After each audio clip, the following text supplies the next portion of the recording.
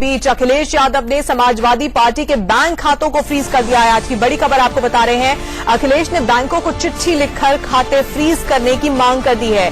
अखिलेश की चिट्ठी पर समाजवादी पार्टी के 500 करोड़ रुपए जो कि बैंक खातों में थे उन्हें फ्रीज कर भी दिया गया है। दिल्ली, लखनऊ, इटावा में बैंकों ने जो समाजवादी पार्टी के बैंक खाते हैं उन्हें फ्रीज कर दिया है। 500 करोड़ रुपए इन खातों में खाते हैं, उन्हें फ्रीज कर दिया है। 500 करोड़ रुपए इन खातों में मौजूद थे।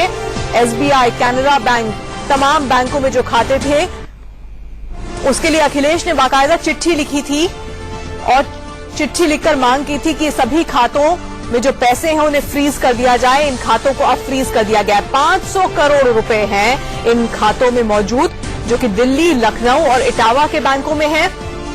परिवार में दंगल लगातार जारी है। बार बार सुलह की कोशिश हो रही है लेकिन सुलह हो नहीं पा रही है। बैठकों का दौर लगातार चल रहा है लेकिन इस बीच अखिलेश ने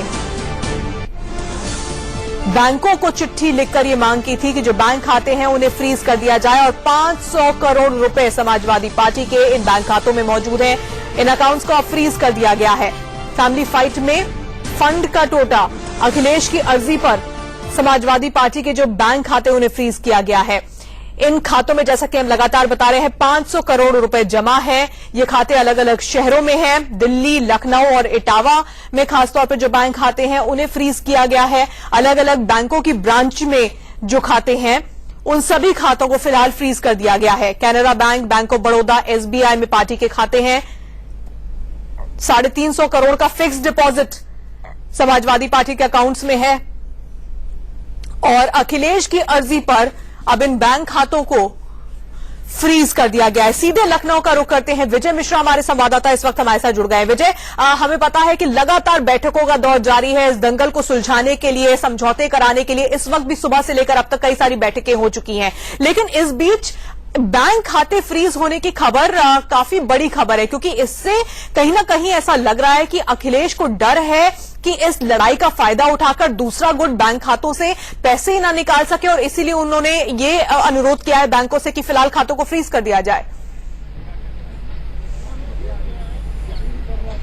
बिल्कुल सही कहा तान्या आपने कि यहाँ पर सिंबल की लड़ाई के बाद बैंक खातों को लेकर के यहाँ पर लड़ाई तेज हो गई है। मैं आपको बता दूं कि जब 1 तारीख को यहाँ पर बाकायदा अधिवेशन हुआ था उस समय जब राष्ट्रीय अध्यक्ष बनाया गया था उसके बाद शाम तक ही यहाँ पर प्रदेश अध्यक्ष को बदल दिया था यहाँ पर नए राष्ट्रीय अध्यक्ष बनने के बाद से और उसके बाद ही यहाँ पर लिखित तौर पर बाकायदा लेटर गया था सभी बैंकों में कि यहाँ पर जो राष्ट्रीय अध्यक्ष है वो बदल गए हैं और जो प्रदेश अध्यक्ष है वो बदल गए हैं और जो पूरे खातों का लेन देन होता था इसके पहले राष्ट्रीय अध्यक्ष के हस्ताक्षर से होता था या फिर यहाँ पर जो शिवपाल सिंह यादव है प्रदेश अध्यक्ष उनके हस्ताक्षर से ये पूरा लेन देन होता था। तो जाहिर है कि पार्टी के खाते होने की वजह से जो राष्ट्रीय अध्यक्ष और प्रदेश अध्यक्ष होंगे उन्हीं के हस्ताक्षर से ही ये लेन देन हो सकते हैं और यही कारण रहा कि जो यहाँ पर बाकायदा ये रिटर्न में लेटर चला गया कि यहाँ पर राष्ट्रीय अध्यक्ष और प्रदेश अध्यक्ष दोनों बदल गए। तो बैंकों के लिए भी बड़ी असमंजस की स्थिति हो गई क्योंकि उनके पास भी इस चीज की जो लेटर्स गए हैं वो दोनों तरफ से हैं और ऐसे में वो किसी राष्ट्रीय अध्यक्ष माने किसी प्रदेश अध्यक्ष माने ये उनके लिए मुश्किल हो गई। तो ये जो बैंक खाते जो फ्रीज हुए हैं वो दोनों तरफ से ही हुए हैं। न अखिलेश गुट की तरफ से 1 रुपया निकाला जा सकता है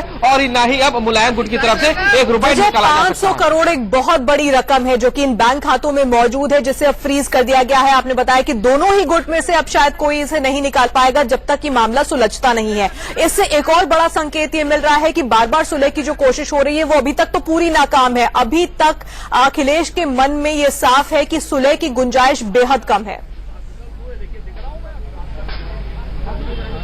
आप देखिए लाइव न्यूज़ है। देखिए यहाँ पर जो सुबह की हलचल है तान्या मैं आपको बता दूं कि सुबह सुबह ही यहाँ पर अमर सिंह मुलायम सिंह के आवास पर पहुंचे थे और ठीक 5 मिनट या 10 मिनट ही रुके होंगे उसके बाद वो बाहर निकल गए।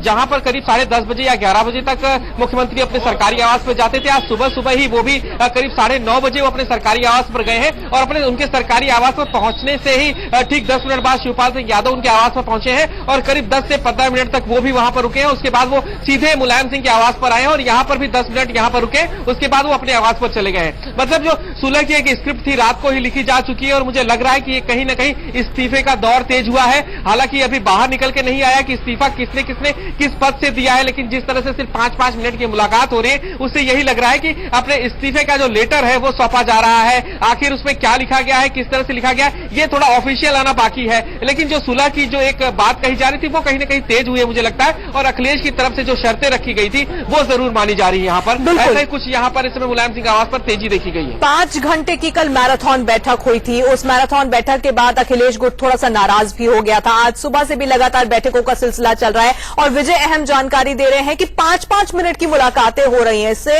ये अंदाजा लगाया जा रहा है इस वक्त की इस्तीफा दिया जा रहा है। हालांकि अभी बहुत छन छन की खबरें बाहर आ रही हैं। विजय, मैं आपके पास लौटूंगी।